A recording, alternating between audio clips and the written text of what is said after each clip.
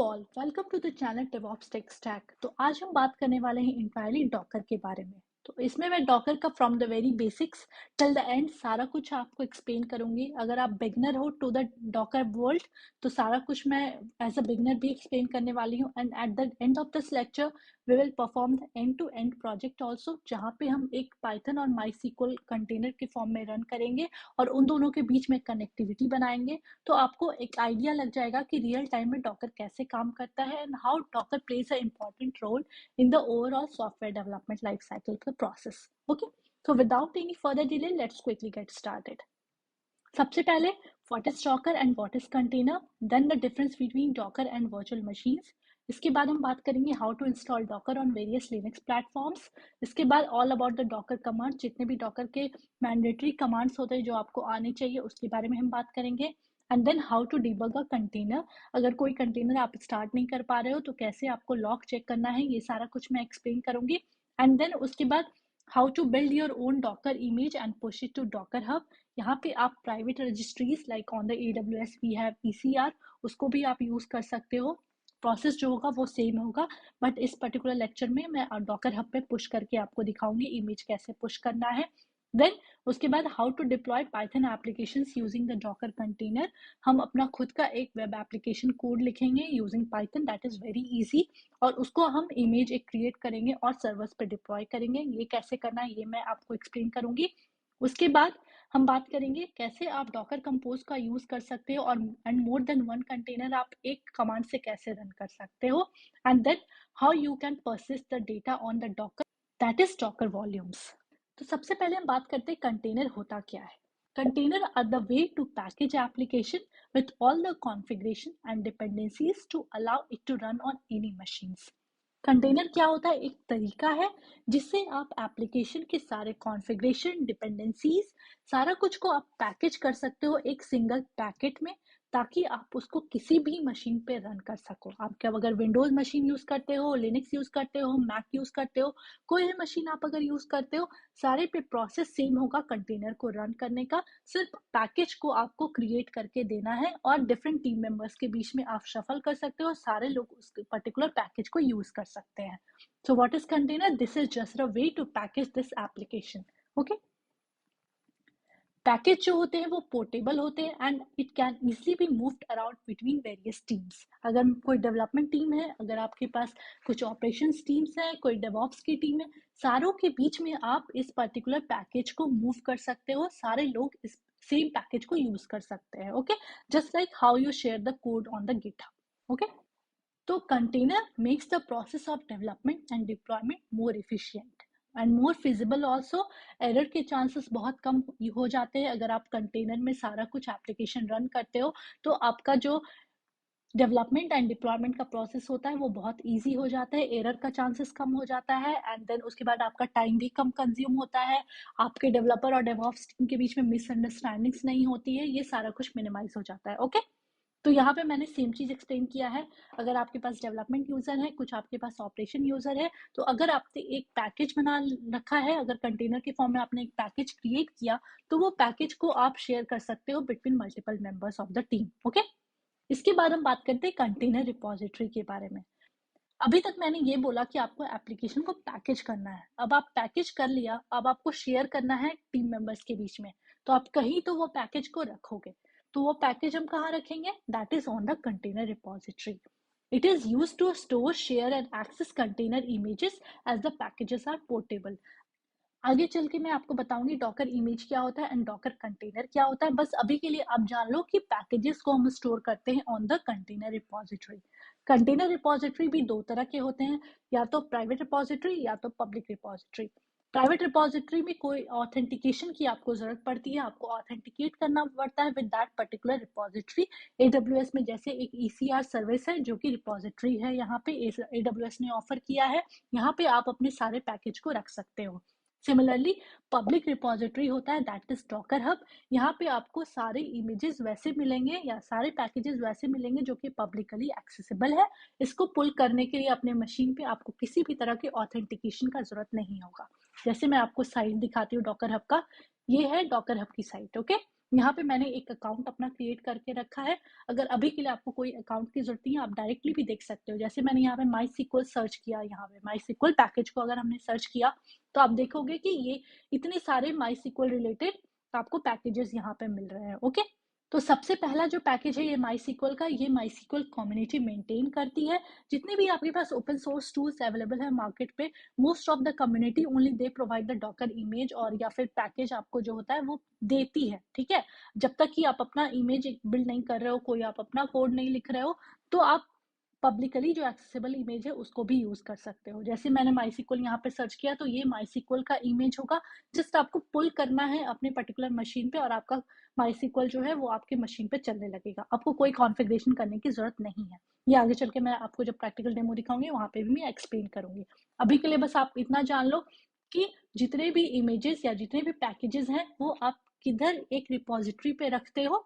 तो ये वाला जो है वो पब्लिक रिपोजिटरी है जहाँ पे मैंने रखा है माईसीक्वल का इमेज, ओके?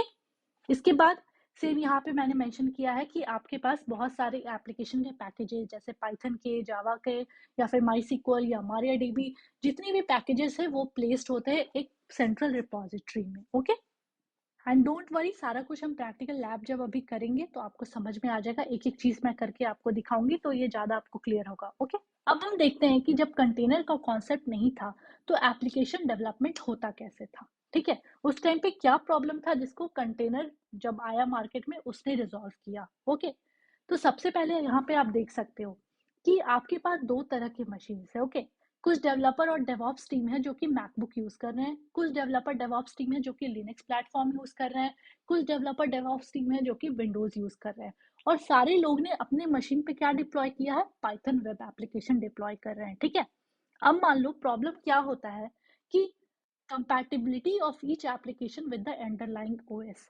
मान लो कि कुछ जो, अगर आप पाइथन वेब एप्लीकेशन रन करते हो तो उसके लिए एक डिपेंडेंसी होता है दैट इज फ्लास्क मॉड्यूल। तो ये फ्लास्क मॉड्यूल का लेटेस्ट वर्जन काम कर रहा है मैकबुक के मशीन पे, बट वही लेटेस्ट वर्जन आपको विंडोज के मशीन पे काम नहीं कर रहा है। तो ये अंडरलाइंग ओएस के बेसिस पे आपको एप्लीकेशन का डिपेंडेंसीज आप रिजॉल्व नहीं कर पा रहे हो। एंड देन नेक्स्ट है कि compatibility of each application with the libraries and dependencies of the OS. सारा कुछ आपको वन बाय वन कॉन्फ़िगर करना पड़ा है। कोई अगर कॉन्फ़िगरेशन पाथ भी डिफरेंस हो सकता है। मान लो लिनक्स में हर चीज जो कॉन्फ़िगरेशन फाइल्स है वो वैर लिब से लेना होता है, विंडोज में कुछ और पाथ से आप ले रहे हो। तो ये पाथ का अगेन कॉन्फ़िगरेशन रिलेटेड आपको इश्यूज आ जाएगा। सारा कुछ आपको एक एक करके रिजॉल्व करना होगा बेस्ड ऑन योर ओएस। मतलब सेम स्टेप्स आपके हर मशीन पे काम नहीं कर रहे हैं, ये आपको एक प्रॉब्लम आ रहा है, okay? In case of application upgrade, you need to recheck compatibility with the underlying OS. मान लो आपने एक एप्लीकेशन का वर्जन तो इंस्टॉल कर लिया, सारा कुछ रन भी होने लगा, लेकिन नेक्स्ट टाइम जब आप अपना एप्लीकेशन अपग्रेड करोगे अगेन आपको सारा कुछ रीचेक करना पड़ेगा कि फिर से वो कोई इशू तो नहीं आ रहा है। या मान लो नेक्स्ट टाइम फिर से इशू आ गया मैक वाले सिस्टम पे और विंडोज पे सही चल रहा है, तो इस तरह के भी इश्यूज आपको रिजॉल्व करना पड़ेगा, ठीक है? तो setting up the entire application involves lot of manual process and the chances of error is huge, okay? And this is bad for us because आपका जो पूरा डिले हो रहा है एप्लीकेशन डेवलपमेंट का जो प्रोसेस है ये इसकी वजह से बहुत ज़्यादा डिले हो रहा है, ओके? तो अब जब हमारे पास कंटेनर आ गया तो हम एप्लीकेशन डेवलप कैसे करते हैं? Application dependencies are now not directly installed on the operating system. Container has its own isolated environment. अब क्या होता है कि एप्लीकेशन डिपेंडेंसी जो होता है वो आप ऑपरेटिंग सिस्टम लेवल पे इंस्टॉल नहीं करते हो, अब आप एप्लीकेशन लेवल लेयर पे काम करते हो। ये आगे चल के मैं आपको एक्सप्लेन करूंगी, ठीक है? मान लो यूजर का सिस्टम कुछ भी हो सकता है, मैक, लिनक्स, विंडोज, कुछ भी होगा। आप उसमें एक कंटेनर रन करोगे और वो कंटेनर का अपना आइसोलेटेड इन्वायरमेंट होगा, उनका आइसोलेटेड फाइल सिस्टम होगा एंड देन उसकी अपनी नेटवर्किंग होगी, सारा कुछ वो खुद का होगा। हालांकि वो प्लेस्ड है आपकी ऑपरेटिंग सिस्टम पे या आपकी लोकल मशीन पे, बट वो खुद में एक वर्चुअल आइसोलेटेड इन्वायरमेंट है जिसको आपके मशीन से कोई मतलब नहीं है, ठीक है? Package will have all the dependencies and you can run the package on any local machine। जो मैंने प्रीवियस के स्लाइड्स में आपको बताया कि पैकेज के अंदर सारे डिपेंडेंसीज, सारे कॉन्फ़िगरेशन सब कुछ प्लेस्ड होता है। तो वो पैकेज को जस्ट आपको अपनी मशीन पे पुल करना है और आपका कंटेनर बन के तैयार हो जाएगा, okay? Next is we just need to know one command to install the application on several machines. Even more than one version of application can run on the same machine. Okay, यहाँ पे मैं यही कहना चाह रही हूँ कि सिर्फ आपको एक कमांड पता होना चाहिए जिससे आपका पैकेज जो है वो पुल होगा आपके होस्ट मशीन पे। अगर आप चाहते हो कि MySQL का 2 वर्जन आप एक ही साथ रन करना चाहते हो एक ही मशीन पे, तो कोई प्रॉब्लम नहीं है अब आपको। आप more than 1 version of the MySQL run कर सकते हो एक मशीन पे, कोई भी डिपेंडेंसीज का इश्यू नहीं आएगा। अगर मान लो कभी-कभी क्या होता है कि आप अगर 2 वर्जन इंस्टॉल करना चाहते हो अपने सिस्टम पे, डिपेंडेंसीज की वजह से सेकंड वाला जो वर्जन है वो बोलेगा कि पहले फर्स्ट वाले वर्जन को रिमूव करो completely, then only you can install the second version. But इस तरह का कोई प्रॉब्लम कंटेनर में नहीं आता है। आप मोर देन 1 MySQL का वर्जन इंस्टॉल कर सकते हो अपने पर्टिकुलर मशीन पे, डिपेंडेंसी रिलेटेड इश्यूज आपको नहीं आएंगे। Okay, then before container application deployment कैसे होता था? तो एप्लीकेशन डिप्लॉयमेंट के लिए क्या होता था कि आपके पास डेवलपर टीम है, राइट? तो डेवलपर टीम ने एप्लीकेशन का कोड लिखा, सारे उसने आपको एक जार फाइल बिल्ड करके दिया और बोला कि अब आप अपने मशीन पर डिप्लॉय कर दो, ये चल पड़ेगा। तो अब उस जार फाइल को चलाने के लिए आपको पता होना चाहिए कि क्या क्या कॉन्फ़िगरेशन चाहिए, या क्या डिपेंडेंसीज या क्या बाइनरीज इंस्टॉल होना चाहिए आपके सर्वर पे, ताकि वो जार फाइल आपका चल सके। तो इस तरह का जो भी डिपेंडेंसीज है वो सारा कुछ डेवलपर टीम ने आपको एक इंस्ट्रक्शन के फॉर्म में एक मैनुअल में लिख के दिया, ठीक है? अब ऑपरेशन टीम उस मैनुअल को पढ़ेगा, कुछ चीजें उसको समझ में भी नहीं आएगी क्योंकि वो डेवलपर बैकग्राउंड से है नहीं। ओके, तो फिर से वो डेवलपर टीम से पूछेगा कि ये इश्यूज मुझे आ रहे हैं, अब इसका क्या रिजोल्यूशन है। तो ये एप्लीकेशन डिप्लॉयमेंट का प्रोसेस जो है उसका टाइम डिले कर रहा है, राइट? तो operation team will follow the manual shared by the developer team and configure servers to deploy the application. तो इसके कॉन्स क्या क्या हैं आपके पास? Misunderstanding between the developer and operation team, manually configure each of the server, upgrading the application is difficult. Okay, तो before container जब आप एप्लीकेशन डिप्लॉयमेंट करते थे तो ये इश्यूज आपको आते थे between the developer and operation team. लेकिन अब क्या हो रहा है आफ्टर कंटेनर, जब हम यूज अप करते हैं तो एप्लीकेशन डिप्लॉयमेंट बहुत ईजी हो गया है। क्यों ईजी हो गया है? क्योंकि अब जो आप पैकेज क्रिएट कर रहे हो उस पैकेज में आपने सारा कॉन्फ़िगरेशन डाल दिया, सारे आर्टिफैक्ट्स डाल दिए। आर्टिफैक्ट्स इन द सेंस आपने जो जार फाइल बिल्ड किया होगा या फिर आपके जो एप्लीकेशन कोड का जितना भी कोड है वो सारा आर्टिफैक्ट कंसिडर होगा। देन ऑल द डिपेंडेंसी, जैसे पाइथन वेब एप्लीकेशन चलाने के लिए fast module is the dependency, तो सारा कुछ डिपेंडेंसी भी आप उस पैकेज में रख रहे हो। ये सारा कुछ हम लैब करेंगे तो आपको समझ में आ जाएगा। ओके, तो यहाँ पे क्या हुआ? Now developer and operation team can work together to deploy the application.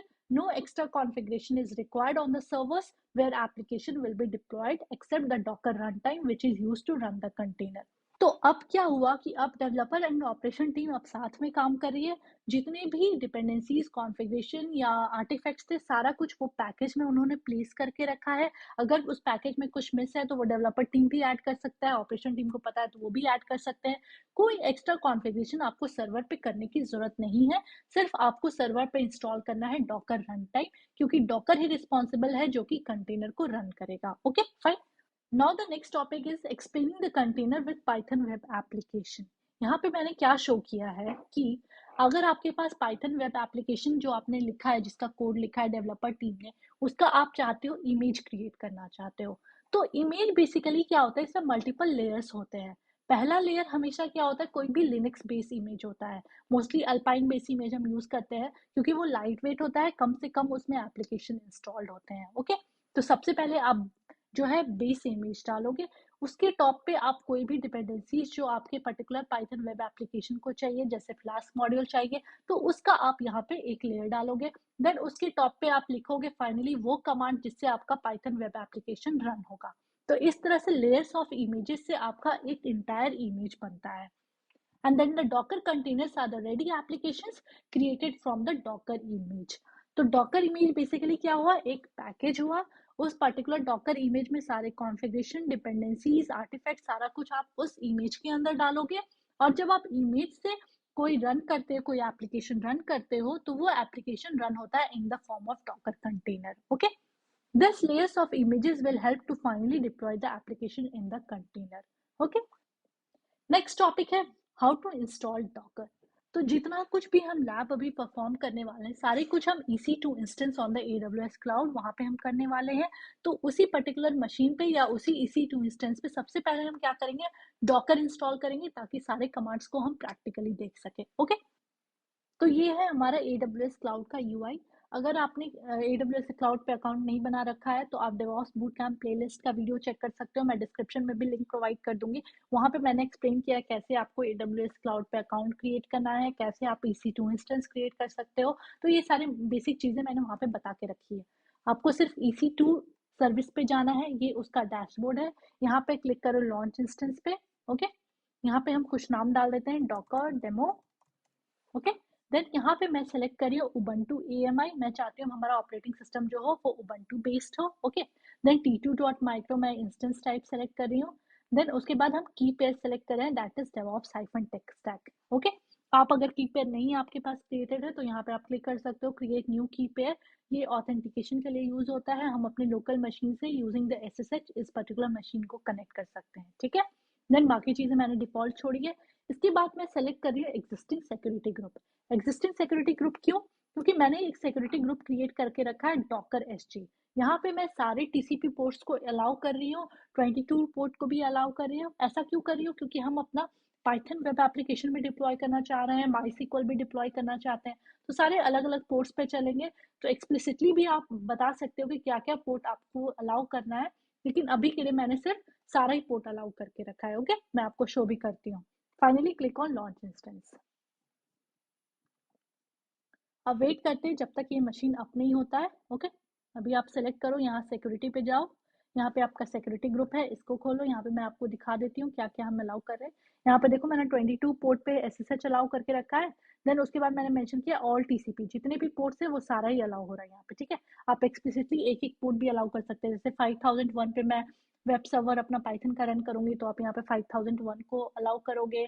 Then आप MySQL जो है 3306 पे शायद चलता है उसको अलाउ करोगे। तो सारा आप एक एक कर भी अलाउ कर सकते हो। देन NGINX हम लोग डिप्लॉय करने वाले हैं तो वो भी 80 पोर्ट पे चलता है शायद, तो उसको आप अलाउ कर सकते हो। बट मैंने यहाँ पे ऑल TCP कर दिया। ठीक है, सारा कुछ अलाउ कर रही हो, एक एक करके भी आप कर सकते हो। ठीक है, अब ये मशीन आपका रन हो रहा है, यहाँ पे क्लिक करो कनेक्ट पे, इसको कॉपी करो, देन यहाँ पे हम पेस्ट करते हैं। यस, ओके, तो अब हम कनेक्टेड है अपने EC2 इंस्टेंस से। अब हम लॉगिन करते हैं एज अ रूट यूजर, क्योंकि हमें इंस्टॉल करना है डॉकर सबसे पहले। डॉकर इंस्टॉल करने के लिए आप ऑफिशियल साइट डॉकर का यूज कर सकते हो, और यहाँ पे आप फॉलो कर सकते हो guide to install on how to install Docker on the Ubuntu system. यहाँ पे सेम यहाँ पे रख रखा है, सारा कुछ आप कॉपी करो बस कमांड्स को यहाँ पे रन करो। सबसे पहले एpt-get से हम अपडेट कर रहे हैं सारे अपने लोकल रिपोजिटरी को। देन कुछ डिपेंडेंसीज होते हैं डॉकर को इंस्टॉल करने के लिए, जैसे आपके पास CA certificates, curl, then GNU PG package, ये सारा कुछ आपका पैकेज आपके मशीन पे होना चाहिए। तो सबसे पहले हमने ये रन किया। उसके बाद हम क्या कर रहे हैं, ऐड डॉकर ऑफिशियल GPG की, इसको हम रन करते हैं। इससे डॉकर का जो की है वो आपके इस पर्टिकुलर मशीन पे आ जाएगा। देन उसके बाद use the following command to setup the repository. कैसे डॉकर का रिपोजिटरी सेट करना है वो आपको यहाँ पे मैं ये वाला कमांड ये कर रहा है। अगर ये सारा कुछ आपको नहीं पता है तो DevOps Bootcamp का प्लेलिस्ट भी आप फॉलो कर सकते हो कि कैसे आप एक मैनुअली किसी रिपोजिटरी को प्लेस कर सकते हो जो कि बाय डिफॉल्ट आपके मशीन पे नहीं होगा। जैसे डॉकर बाय डिफॉल्ट इस पर्टिकुलर मशीन पे नहीं है, इसको आपको कॉन्फ़िगर करना पड़ा है एक्सप्लिसिटली। तो कैसे आप रिपोजिटरी को सेटअप कर सकते हो। एक बार आपका रिपोजिटरी डॉकर का सेटअप हो गया, फिर से आपको लोकल रिपोजिटरी को अपडेट करना है, and then finally this command will install the Docker.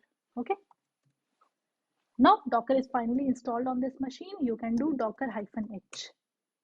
And as you can see, everything is working fine. Let's clear the screen.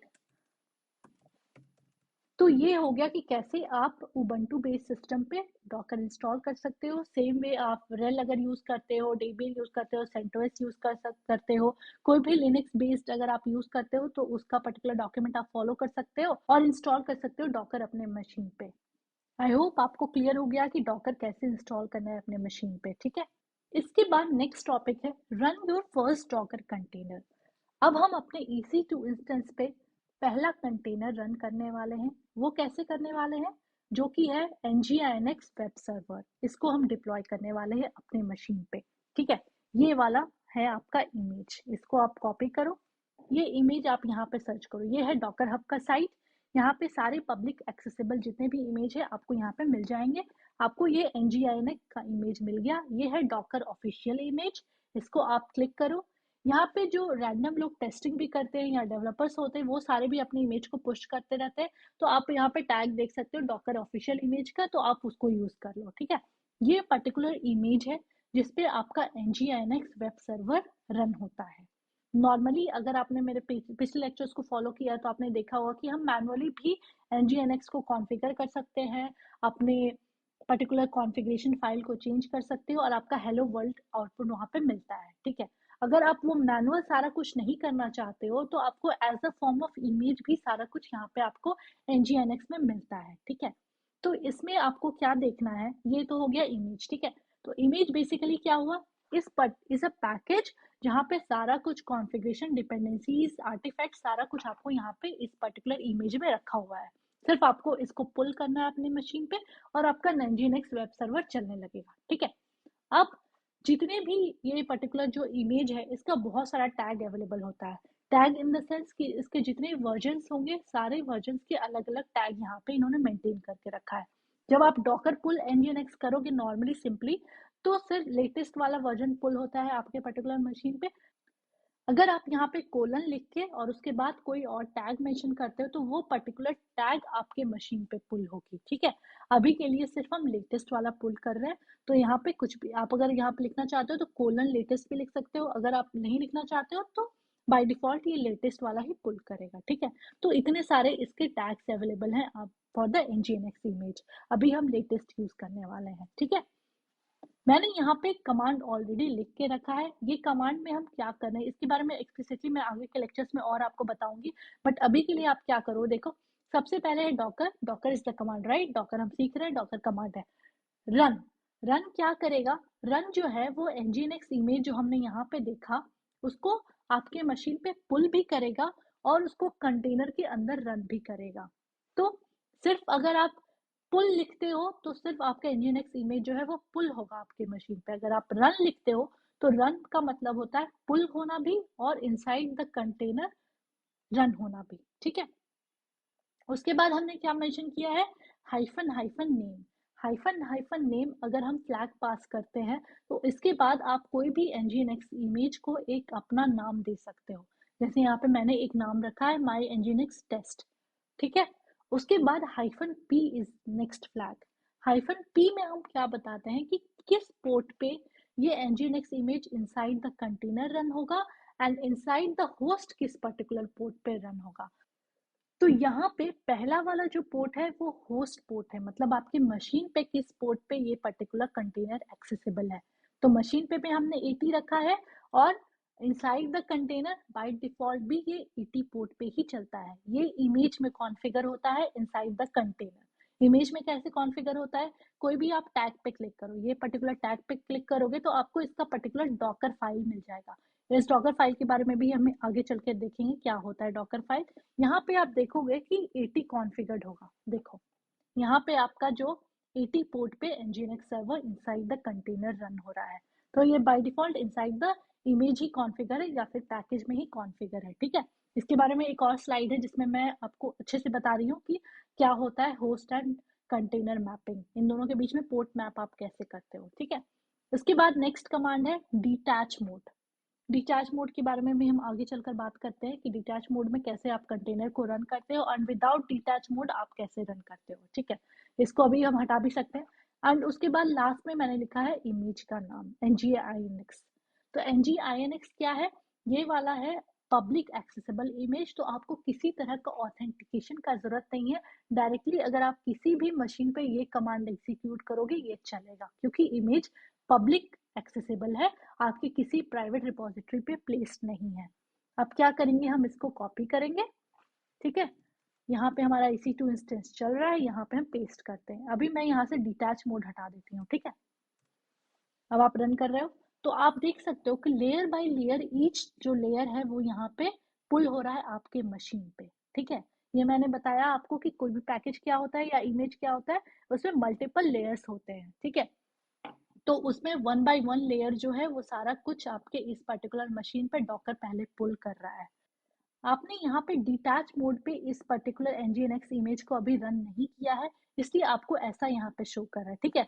अगर आप यहाँ पे -d डिटैच मोड पास करते तो ये वाला एग्जिट हो जाता और आपको ये टर्मिनल फिर से दिख जाता, ठीक है।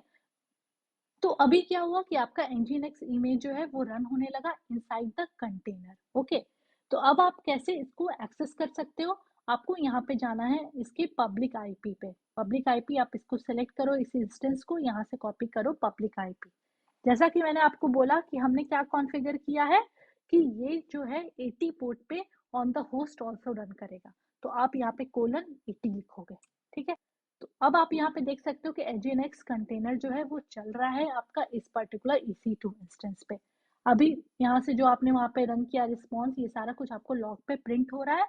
क्योंकि आपने इसको डिटैच मोड पे नहीं रन किया है तो सारा कुछ आपको यहाँ पे शो कर रहा है, ये टर्मिनल क्लोज नहीं हो रहा है, ठीक है। अब आप करो कंट्रोल C, ओके। इसके बाद आप नेक्स्ट कमांड रन करो docker ps। Docker PS will show you all the running container. But आपने ये वाला जो कंटेनर है वो डिटैच मोड में नहीं रन किया था और आपने कंट्रोल C डाल दिया, तो ये पर्टिकुलर जो कंटेनर है वो स्टॉप हो गया है, ठीक है। अब आपको क्या करना है, इसको रन करना है इसी पर्टिकुलर कंटेनर को in the detach mode. Detach mode में करने के लिए आप यहाँ पे डालोगे -d और उसके बाद आप यहाँ पे क्या करने वाले हो कि आप यहाँ पे सबसे पहले नेम चेंज करो। यहाँ पे नेम क्यों चेंज करना है, क्योंकि आपने कंटेनर को स्टॉप किया है बट वो फुल्ली टर्मिनेट या फिर इस पर्टिकुलर मशीन से अभी हटा नहीं है, ये नाम कहीं ना कहीं सेव है, इसलिए इसका नाम आप चेंज करो इस पर्टिकुलर कंटेनर का। Something wrong in the command, ये स्पेस यहाँ पे नहीं होगा, ठीक है। अब आपने यहाँ पे क्या देखा, जब आपने डिटैच मोड पे रन किया तो ये फोरग्राउंड में आपका डॉकर रन नहीं हो रहा है, बट बिहाइंड द सीन वो डॉकर आपका अप एंड रनिंग है, ठीक है। यहाँ पे आप देख सकते हो कि कंटेनर आपका रन है कर रहा है, ठीक है। अब हम फिर से रिफ्रेश करते हैं अपना ये वेब सर्वर, आप देखोगे रिस्पॉन्स मिल रहा है, आपका ये कंटेनर जो है वो रन हो रहा है। इस कंटेनर में हम इमेज यूज कौन सा कर रहे हैं, nginx इमेज का यूज कर रहे हैं और ये रन हो रहा है, ठीक है। अब जब आप डॉकर पीएस कमांड रन करते हो तो डॉकर पीएस शो करता है कि कौन कौन से कंटेनर्स अभी रन हो रहे हैं आपके इस पर्टिकुलर मशीन पे। तो सिर्फ एक ही कंटेनर रन हो रहा है।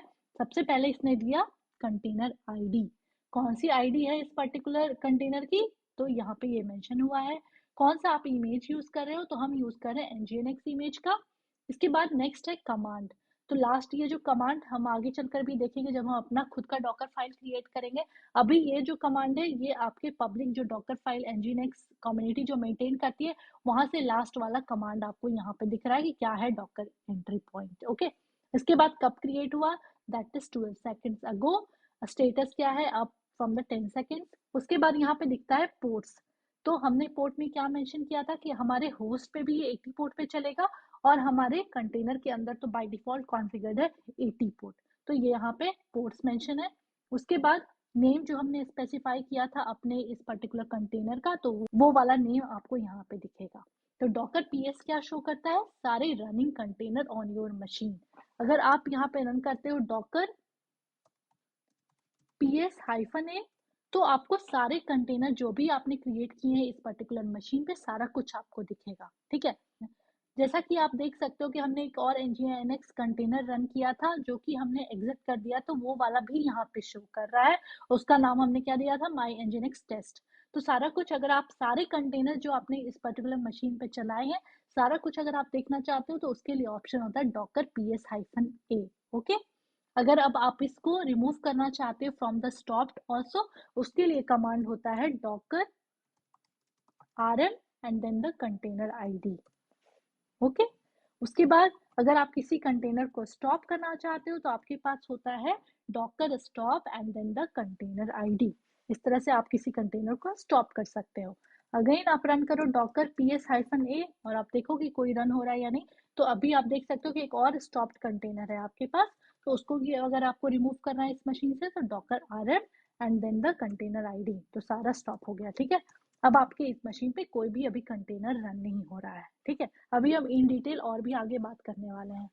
इसके बाद यहाँ पे मैंने मेंशन किया है कि अगर आप चाहते हो कि मोर than one version of nginx अगर आपका सेम मशीन पे रन हो, तो उस केस में आप यूज कर सकते हो टैग का कॉन्सेप्ट। टैग में क्या करना है, अगेन आपको इमेज नेम डालना है, कोलन करके यहाँ पे आपको टैग पास करना है। तो मोर देन वन वर्जन भी आप रन कर सकते हो अपने होस्ट मशीन पे। यहाँ पे अगर आप चाहते हो कि 1.23.3 भी रन हो और 1.23 भी रन हो, तो आप ये ऐसा करके टैग पास करके भी आप रन कर सकते हो। कोई भी डिपेंडेंसी रिलेटेड इश्यूज आपको नहीं आएंगे, क्योंकि दोनों अपने अपने आइसोलेटेड इन्वायरमेंट में रन होगा, तो आपको कोई भी प्रॉब्लम नहीं है। मोर देन वन वर्जन आप रन कर सकते हो अपने मशीन पे। प्रॉब्लम कहाँ आएगा? पोर्ट पे। आपको दोनों का होस्ट पोर्ट अलग अलग डालना होगा। ये मैं आगे चल के आपको एक्सप्लेन करने वाली हूँ कि होस्ट पोर्ट का कॉन्सेप्ट क्या होता है। एक में अगर आप 80 को मैप कर रहे हो होस्ट पोर्ट, तो दूसरे वाले में, दूसरे कंटेनर में आप रन करो 81 पोर्ट को मैप कर सकते हो, ठीक है। If few of the layers already exist on the machine, it will not download those layers again. Also, since Docker Hub is public, it will not ask for any authentication while pulling the image. ये सारा कुछ मैंने आपको already explain कर दिया है, ठीक है। तो अब हम बेसिकली पहले इन डीप जाने से पहले, जो भी हमारे कंटेनर का कॉन्सेप्ट है, डॉकर का कॉन्सेप्ट है, उसको जानने से पहले हम देखते हैं कि वर्चुअल मशीन्स और कंटेनर के बीच में एक्चुअली डिफरेंस क्या है, और क्यों हम कंटेनर को ज़्यादा प्रायोरिटाइज करते हैं या उसको आजकल हम यूज़ करते हैं। तो सबसे पहला यहाँ पे पॉइंट जो मैंने मेंशन किया है, Docker and virtual machines both are the virtualization tool. बस डिफरेंस यही है कि दोनों अलग अलग part of the operating system वो वर्चुअलाइज करते हैं, ठीक है। कैसे होता है? कोई भी सिस्टम में क्या क्या होता है? आपके पास हार्डवेयर होता है, देन आपके पास ओएस कर्नल होता है, जैसे लिनक्स कर्नल होता है, एंड देन आपके पास एप्लीकेशन लेयर होता है। एप्लीकेशन लेयर जो होता है वो इंटरैक्ट करता है ऑपरेटिंग सिस्टम कर्नल से, एंड कर्नल जो है वो इंटरैक्ट करता है हार्डवेयर से। तो कर्नल जो है इन शॉर्ट एप्लीकेशन और हार्डवेयर दोनों से इंटरैक्ट कर रहा है और यूजर को रिस्पॉन्स प्रोवाइड कर रहा है, ठीक है। यहाँ पे फिर मैंने मेंशन किया है, virtual machine virtualise the entire operating system kernel. That means it does not use your host, it puts up its own. मतलब यहाँ पे क्या हुआ कि ऑपरेट जो वर्चुअल मशीन्स होते हैं वो ऑपरेटिंग सिस्टम कर्नल लेवल और एप्लीकेशन लेयर दोनों को वर्चुअलाइज करता है। मतलब अगर आप विंडोज ऑपरेटिंग सिस्टम अगर आप यूज कर रहे हो, तो उसके टॉप पे आप लिनक्स ऑपरेटिंग सिस्टम भी इंस्टॉल कर सकते हो या मैक भी इंस्टॉल कर सकते हो। तो ये क्या करता है, आपके होस्ट का ऑपरेटिंग सिस्टम को नहीं यूज करता है, ये खुद का ऑपरेटिंग सिस्टम बूटअप करता है। इसलिए वर्चुअल मशीन जब आप क्रिएट करते हो तो बहुत ज्यादा टाइम लेता है, और ये हार्डवेयर यूज करता है आपके फिजिकल मशीन का, और बहुत ज्यादा हार्डवेयर यूज करता है, क्योंकि खुद का वो ऑपरेटिंग सिस्टम में लॉन्च करता है, तो बहुत ज्यादा उसको रिक्वायरमेंट होता है, आपके सिस्टम परफॉर्मेंस को अच्छा होना चाहिए, तभी आप मल्टीपल वर्चुअल मशीन लॉन्च कर सकते हो अपने पर्टिकुलर मशीन पे, ओके। देन नेक्स्ट मैंने यहाँ पे वही मेंशन किया है कि अगर आप यहाँ पे ऑपरेटिंग सिस्टम का कर्नल अगर विंडोज भी आप यूज कर रहे हो, विंडोज पे आप लिनक्स ऑपरेटिंग सिस्टम भी इंस्टॉल कर सकते हो यूजिंग द वर्चुअलाइजेशन टूल्स। और जो कि वर्चुअलाइजेशन टूल हम यूज करते हैं that is called as the hypervisor mostly to install any new virtual machine on your existing machine. इसके बाद हम बात करते हैं हाइपरवाइजर के बारे में। हाइपरवाइजर में क्या होता है, सबसे पहले आपके पास हार्डवेयर है, देन आपके पास विंडोज ऑपरेटिंग सिस्टम है, उसके टॉप पे आपने मान लो वर्चुअलाइजेशन टूल इंस्टॉल किया called as the Oracle virtual box. इसके थ्रू आप एक बार जब वर्चुअलाइजेशन इनेबल करते हो, तो more than one virtual machine आप इंस्टॉल कर सकते हो अपने इस पर्टिकुलर जो लोकल सिस्टम है उसके टॉप पे, ठीक है। कॉन्फ़िगरेशन बस आपका हाई होना चाहिए। जैसे मैंने एक Ubuntu based operating system based एक मशीन लॉन्च किया, देन आप एक सेंटोस बेस्ड ऑपरेटिंग सिस्टम एक वर्चुअल मशीन लॉन्च कर सकते हो। तो मल्टीपल फ्लेवर्स की ऑपरेटिंग सिस्टम वाले मशीन आप इंस्टॉल कर सकते हो अपने इस मशीन पे, ठीक है। क्योंकि ये both kernel level and the application layer दोनों को वर्चुअलाइज करता है, तो आपकी मशीन का कॉन्फ़िगरेशन बहुत सही होना चाहिए, तभी आपका काम बन पाएगा। Virtual machines will be assigned virtual CPU, virtual RAM, and virtual storage from the physical hardware only. Hypervisor will enable this. इसको जो भी स्टोरेज रैम जितना सब कुछ जो मिलेगा वो आपके इस लोकल होस्ट वाले मशीन से ही मिलेगा। ये काम किसका है? हाइपरवाइजर का काम है कि वो कैसे असाइन करेगा सीपीयू रैम आपके इस पर्टिकुलर वर्चुअल मशीन को। Each VM will be independent or isolated. VM will not be sharing the storage or network. हालांकि सारे जो ये वर्चुअल मशीन है वो क्रिएटेड सेम मशीन पे हैं, बट वो आइसोलेटेड होंगे अपने इन्वायरमेंट में। और अगर कोई भी इशू आपके अगर VM1 में आता है तो वो VM2 को इम्पैक्ट नहीं करेगा, क्योंकि दोनों अपने अपने इन्वायरमेंट में आइसोलेटेड हैं, just like the containers. This type of hypervisor are called as a type 2 hypervisor. Then इसके बाद नेक्स्ट है कंटेनर। कंटेनर क्या होता है? कंटेनर में बेसिकली एप्लीकेशन लेयर वर्चुअलाइज होता है। ऑपरेटिंग सिस्टम आपके होस्ट का ही यूज होगा, बस आप एप्लीकेशन लेयर को वर्चुअलाइज करोगे और आप अपना एप्लीकेशन इंस्टॉल करोगे, इसलिए ये लाइट वेट होता है। बहुत जल्दी कंटेनर नए कंटेनर स्पिन अप आप कर सकते हो, बहुत फास्ट होता है, ठीक है। Docker virtualize the application layer.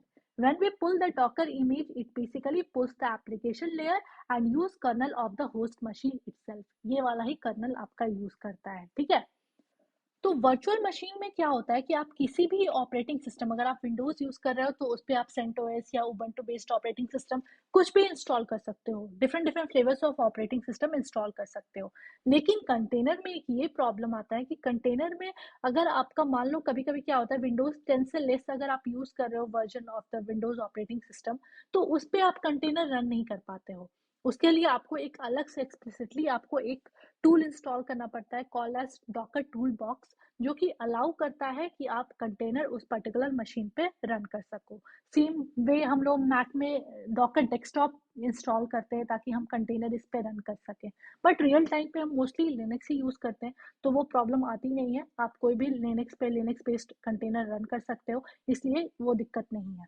Otherwise उसके कुछ अलग से, जैसे ये सारे टूल्स मैंने आपको मेंशन किया, डॉकर टूल बॉक्स या फिर डॉकर डेस्कटॉप, ये सारा कुछ आप इंस्टॉल कर सकते हो, तो भी आपके कंटेनर्स जो है वो किसी भी ऑपरेटिंग सिस्टम पे चलेंगे, ठीक है। तो बेसिक डिफरेंस यही हुआ कि कंटेनर जो है वो एप्लीकेशन लेयर को वर्चुअलाइज करता है, इसलिए ये बहुत फास्ट होता है, कम स्पेस लेता है, लाइट वेट होता है। और वर्चुअल मशीन्स जो होते हैं वो बोथ एप्लीकेशन लेयर और ओएस कर्नल दोनों को वर्चुअलाइज करता है, इसलिए वो बहुत ज़्यादा हाई कॉन्फ़िगरेशन मशीन्स पे ही रन होता है। लेकिन कंटेनर आप लो कॉन्फ़िगरेशन मशीन पे भी रन कर सकते हो, okay. Next is basically the difference between the Docker and virtual machine, जो मैंने अभी आपको मेंशन किया। Docker image size is much smaller, ठीक है, क्योंकि ये एप्लीकेशन लेयर वाली चीजें आप मेंशन करते हो। वहां पे मैंने आपको पहले भी बताया थे, अल्पाइन बीस्ट जो इमेज होता है वो सबसे पहला इमेज होता है, इसके टॉप पे आप अपने इमेज के कॉन्फ़िगरेशन को डालते हो, तो इसका जो साइज होता है वो बहुत कम होता है। Then Docker containers are quick to start and stop, इसमें ज़्यादा कोई हाई कॉन्फ़िगरेशन नहीं चाहिए, तो बहुत ईजी होता है start and stop, quickly with in a second वो स्टार्ट या स्टॉप आप कर सकते हो। We can't run Linux based Docker container on Windows OS directly, जो अभी तक मैं बात कर रही थी। To enable that, you need to install software like Docker Toolbox that kind of abstract this behavior. But in case of virtual machines, we can run any virtual machine image on any type of OS. For example, Linux operating system can run on Windows and vice versa. Okay, I hope now the difference between the Docker and virtual machines are quite clear to you. Okay. अब हम आते हैं next topic पे, that is container versus image. अभी तक मैंने दो term का यूज किया, ठीक है, एक होता है कंटेनर, एक होता है इमेज। तो इमेज बेसिकली क्या होता है, it is the artifact placed on the Docker repository. जैसे अभी हमने nginx का इमेज पुल किया, तो वो जो इमेज वहां पे डॉकर हब पे रखा हुआ है, उस वो इमेज एक तरह का आर्टिफैक्ट है, that is called as the image. लेकिन जब आपने उसको पुल किया, अपने इन्वायरमेंट में रन किया अपने पर्टिकुलर मशीन पे, तो जो बना उसको हम कहते हैं container. Container are the running environment of the image. Image से आपने क्या रन किया, कंटेनर, ओके। सेम चीज मैंने यहाँ पे डायग्राम में भी एक्सप्लेन किया है। सारा जो इमेज है आपके पास मोंगोडीबी का, माइस्क्ल का, जितने भी पब्लिक इमेजेस है वो सारा इस रजिस्ट्री पे रखा हुआ है। इधर it can be on the private registry, अगर आपने अपना खुद का इमेज बिल्ड करके रखा है आप उसको प्राइवेट रजिस्ट्री पे रख सकते हो। उसके बाद अगर पब्लिक रिपोजिटरी पे भी रख सकते हो आप। फिर उस रजिस्ट्री से इमेज को पुल करता है डॉकर डीमन, जो आपने डॉकर इंस्टॉल किया है वो एज अ सर्विस रन हो रहा है, ठीक है। तो वो क्या करेगा, इस इमेज को पुल करेगा आपके होस्ट मशीन पे। उसके बाद उस इमेज से कंटेनर रन करेगा using the Docker run command. तो इनसाइड द कंटेनर आपका ये पर्टिकुलर जो एप्लीकेशन है वो रन होगा, और वो किसके थ्रू रन हो रहा है, with the help of the image. तो ये डिफरेंस होता है डॉकर एंड द इमेज। इसके बाद हम बात करते हैं कुछ डॉकर कमांड्स के बारे में। ऑलरेडी मैंने बहुत सारे कमांड्स आपको एक्सप्लेन कर चुका है, but in detail one by one सारे कमांड्स के बारे में हम बात करते हैं, ठीक है। सबसे पहला कमांड क्या है, डॉकर पुल माइस्क्ल। ये कमांड क्या करेगा, it pulls the latest MySQL image on your host from the official public Docker repository. Again मैंने पहले भी आपको मेंशन किया था कि आप पब्लिक डॉकर हब रिपोजिटरी से माइस्क्ल का इमेज को पुल कर रहे हो, तो किसी तरह का ऑथेंटिकेशन का आपको जरूरत नहीं है, डायरेक्टली आप इस कमांड को कॉपी करोगे, यहाँ पेस्ट किया, और ये क्या करेगा, माइस्क्ल का जो इमेज यहाँ पे डॉकर हब के साइड पे रखा हुआ है उसको पुल कर रहा है आपके होस्ट मशीन पे। तो आप जब भी आप फर्स्ट टाइम पुल करोगे तो आपको दिखेगा कि वो लेयर बाय लेयर सारे लेयर्स जो हैं वो आपके इस पर्टिकुलर मशीन या होस्ट मशीन पे पुल हो रहे हैं। अगर आप फिर से इसको रन करोगे डॉकर पुल माइस्क्ल, तो आप देखोगे कि फिर से कोई लेयर्स पुल नहीं हो रहा है, क्योंकि सेम जो इमेज है आप उसको पुल करें, कोई भी लेयर में कुछ भी चेंज नहीं है, तो बहुत जल्दी ये पुल हो गया। तो इस तरह से ये कैसे से सारा इंफॉर्मेशन स्टोर कर लेगा और आप ये दोबारा पुल नहीं करेगा सेम इमेज को। तो यही, जब आपने माई सिक्वल सिर्फ नॉर्मली माई सिक्वल लिखा है तो माई सिक्वल का लेटेस्ट वर्जन जो है वो इस पर्टिकुलर होस्ट मशीन पे आपने पुल किया है। अब हम सर्च करते हैं माई सिक्वल को यहाँ पे अपने डॉकर हब की साइट पे। ओके, ये मैंने सर्च करा, ये माई सिक्वल का इमेज है, यहाँ पे कुछ कुछ टैग्स भी प्रेजेंट है। मान लो कि मैं एक टैग को भी पुल करना चाहती हूँ, ठीक है, तो यहाँ पे आप क्या करोगे, यहाँ कोलन डालोगे, देन टैग नेम। तो यहाँ पे आपने 8 लिखा, फिर एंटर करोगे। तो अब आप देख सकते हो कि यहाँ पे downloaded newer image for MySQL 8, मतलब लेटेस्ट वाला जो इमेज है वो पुल हो गया आपके इस पर्टिकुलर मशीन पे। ठीक है, तो इस तरह से आप टैग भी स्पेसिफाई कर सकते हो। तो आई होप आपको डॉकर पुल का कॉन्सेप्ट समझ में आ गया होगा। अभी है उसके बाद next command, that is Docker images. Docker image basically क्या होता है, जितने भी आपने इमेज पुल किए हैं अपने पर्टिकुलर होस्ट मशीन पे, वो सारा कुछ आपको देखना है अगर, तो आप डॉकर इमेजेस कमांड से देख सकते हो। तो अभी तक आपने देखा था, मैंने पहले nginx इमेज को पुल किया था, देन अभी हमने माई सिक्वल का विथ 8 टैग वाला पुल किया, देन लेटेस्ट टैग पुल किया। तो सारा जितने भी आपने कुछ पुल किया इस पर्टिकुलर होस्ट पे, सारा कुछ आपको दिखेगा इनसाइड दिस डॉकर इमेजेस।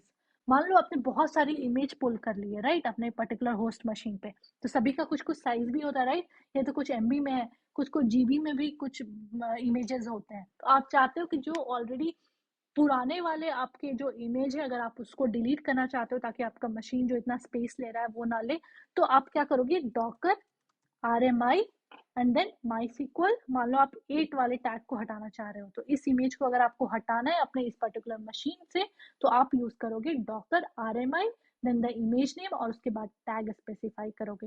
अगर अब आप डॉकर इमेजेस करोगे तो वो वाली जो पर्टिकुलर इमेज थी वो डिलीट हो गई। तो इस तरह से डॉकर RMI का यूज करके आप जो भी इमेज यूज नहीं कर रहे हो और होस्ट पे वो जगह ले रही है, तो आप उसको डिलीट कर सकते हो। ठीक है, इसके बाद हम बात करते हैं नेक्स्ट कमांड के बारे में, that is called as Docker run.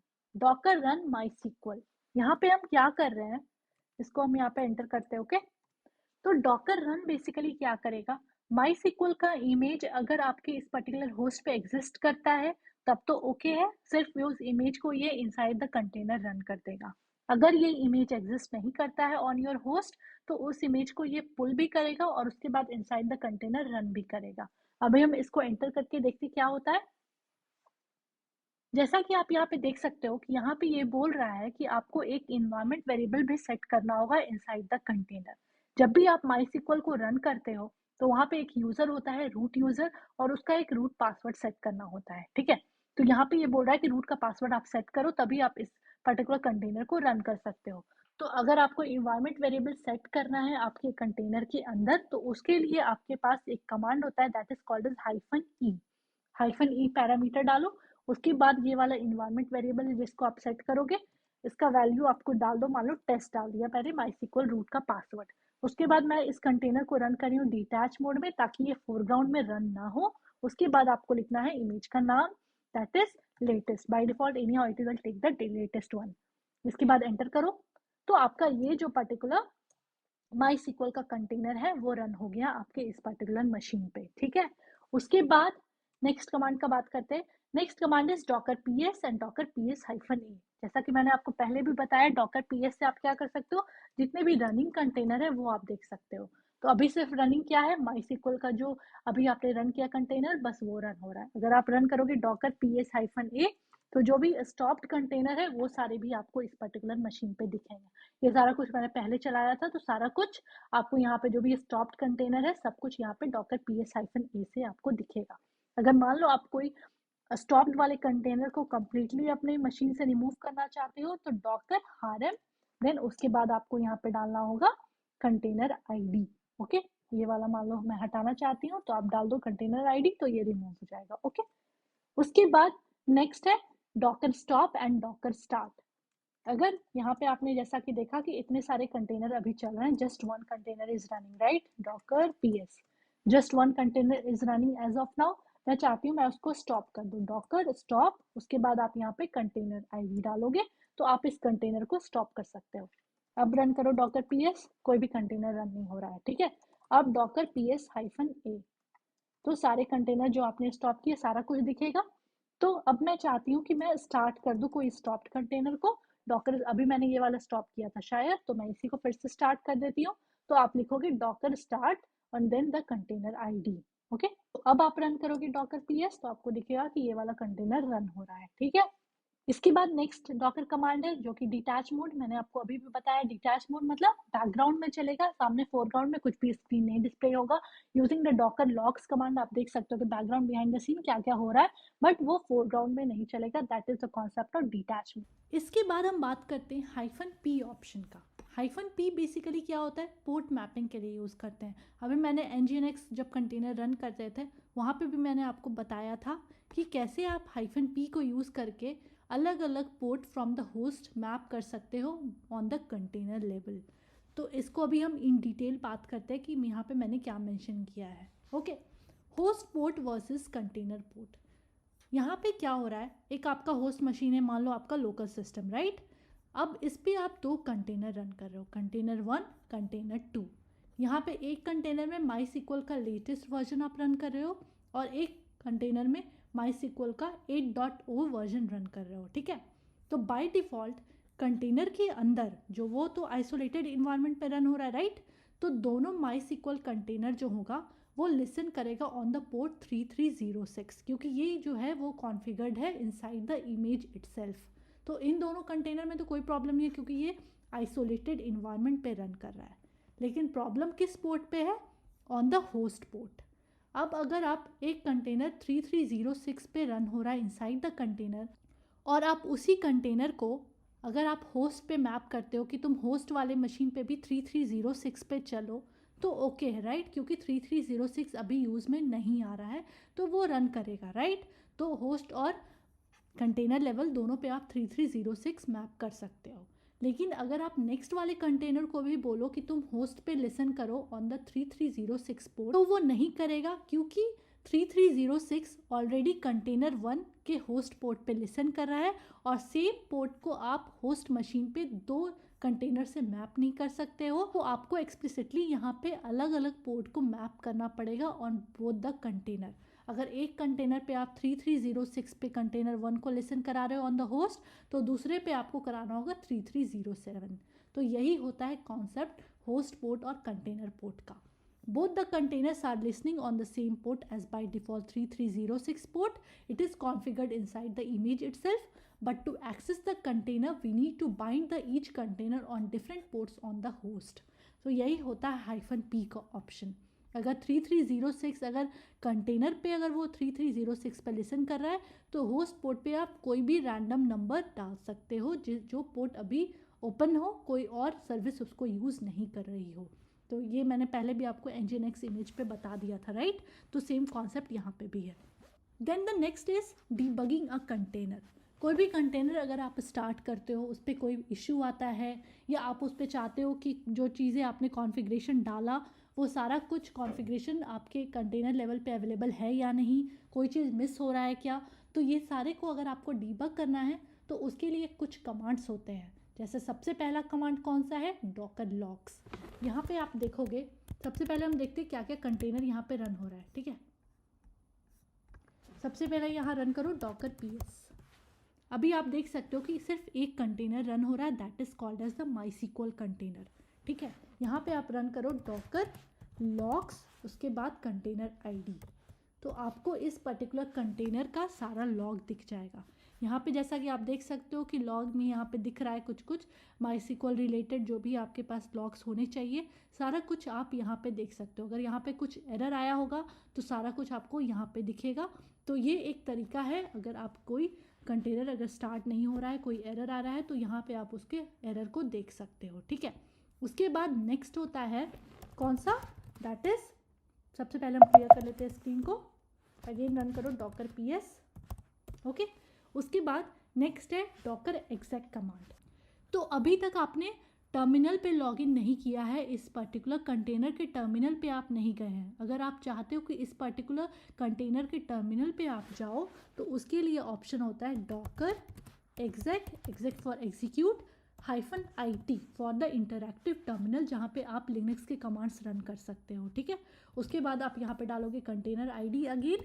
उसके बाद आपको यहाँ पे मेंशन करना है कौन सा शेल आपको चाहिए। तो बाय डिफ़ॉल्ट मान लो मुझे बैश शेल चाहिए अब आप एंटर करो। ओके, अब आप कहाँ हो? अब आप अपने EC2 इंस्टेंस पे नहीं हो, बल्कि अब आप इनसाइड द कंटेनर हो जो कि इस पर्टिकुलर EC2 इंस्टेंस पे रन हो रहा है। यहाँ पे अगर आप चाहते हो कोई भी लिनक्स कमांड आप रन कर सकते हो, जैसे pwd देन ls, सारा कुछ यहाँ पे चलेगा। जब हमने MySQL कंटेनर को स्टार्ट किया था तो कुछ हमने इन्वायरमेंट वेरिएबल्स भी डाले थे, राइट? तो अगर आपको इन्वायरमेंट वेरिएबल देखना है कि वो इन्वायरमेंट वेरिएबल कंटेनर के अंदर सेट हुआ है या नहीं, तो आप उसको देख सकते हो using the command env। Okay, तो यहाँ पे आप देख सकते हो कि जो भी आपने सेट किया था, राइट, MySQL रूट पासवर्ड जो आपने टेस्ट सेट किया था, सारा कुछ env में आ रहा है। जब हम अपना पाइथन वेब एप्लीकेशन का इमेज क्रिएट करेंगे तब भी हम वापस से लॉगिन करके देखेंगे कि जो जो हमने इमेज में कॉन्फ़िगर किया था लाइन बाय लाइन, वो सारा कंटेनर लेवल पे आया है या नहीं। ओके, तो ये एक तरीका हुआ कैसे आप कोई भी कंटेनर, अगर कोई इश्यू आ रहा है तो कंटेनर को डीबग कर सकते हो। अब अगर आप चाहते हो कि इस पर्टिकुलर कंटेनर से बाहर आ जाओ तो आप अगेन टाइप करो एग्जिट, तो ये अब आप आ गए अपने EC2 इंस्टेंस पे। ओके, इसके बाद मैंने एक और कमांड दिया है जो हमने अभी तक ऑलरेडी यूज़ कर लिया है, राइट, कि आपके पास एक और फ्लैग है हाइफन नेम। यहाँ पे नेम में आप क्या डाल सकते हो? अगर आप चाहते हो, यहाँ पे आप देख रहे हो, राइट, कि जब आप डॉकर PS रन कर रहे हो तो रैंडमली डॉकर क्या करता है, एक नाम असाइन कर देता है आपके कंटेनर को। ओके, बट आप चाहते हो ये रैंडम नाम ना दे करके आप अगर चाहते हो कि कुछ आप अच्छा वैलिड नाम डालो, तो उसके लिए आपके पास एक फ्लैग है, दैट इज़ हाइफन नेम। उसके बाद कंटेनर का कुछ भी आप नाम डाल सकते हो। Okay, thank you so much for watching this video. I hope कि आपको एक बेसिक आइडिया लग गया होगा कि हम लोग डॉकर क्यों यूज़ करते हैं। इसके बाद मैं नेक्स्ट वाले लेक्चर्स में पाइथन और MySQL को डिप्लॉय करूँगी एज अ कंटेनर, और उसके बीच में हम कनेक्टिविटी बनाएंगे when we will deploy that in the same network. इसके बाद हम बात करेंगे कुछ और टॉपिक्स के बारे में, जैसे कि डॉकर वॉल्यूम क्या होता है, देन उसके बाद हम कैसे अपना इमेज जो है वो पुश कर सकते हैं on the public Docker hub और ऑन द Amazon ECR। इसके बाद कुछ और टॉपिक्स है जहाँ पे हम डिस्कस करेंगे अबाउट द डॉकर कंपोज। तो ये पार्ट 1 वीडियो है for the entire Docker series. So please do stay connected. मैं और भी वीडियोस इस पर्टिकुलर डॉकर प्लेलिस्ट में अपलोड करूँगी।